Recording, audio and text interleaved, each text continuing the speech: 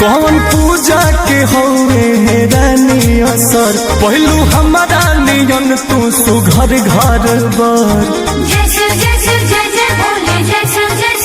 एक कौन पूजा के होवे रानी असर पहलू हमारा नियन तू सुघर घर बर भोला ना रानी कौन देवी देवता के गइल रहो तू मंदिरिया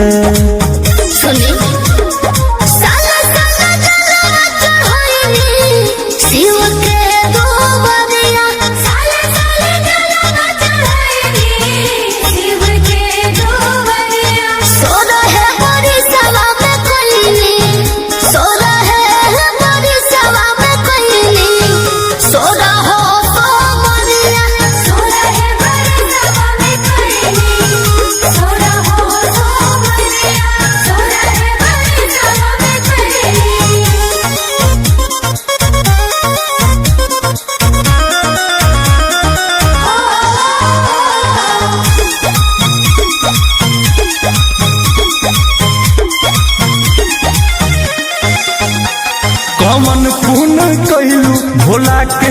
भैलू तू कैसे हो गैलू हमार धनिया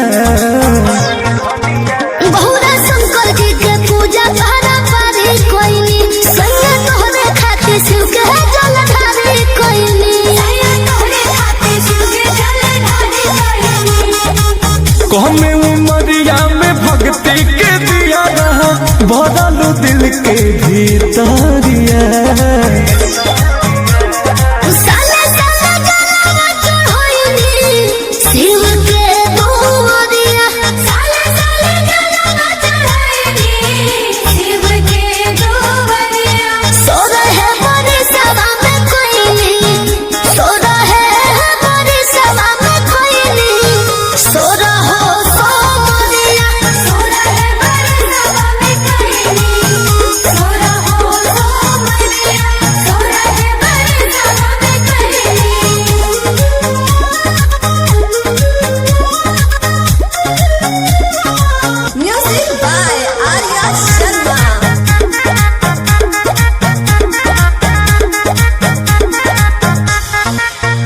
एहो के करा दुआ से भूखे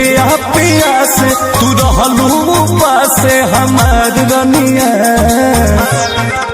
हो जे कर भोला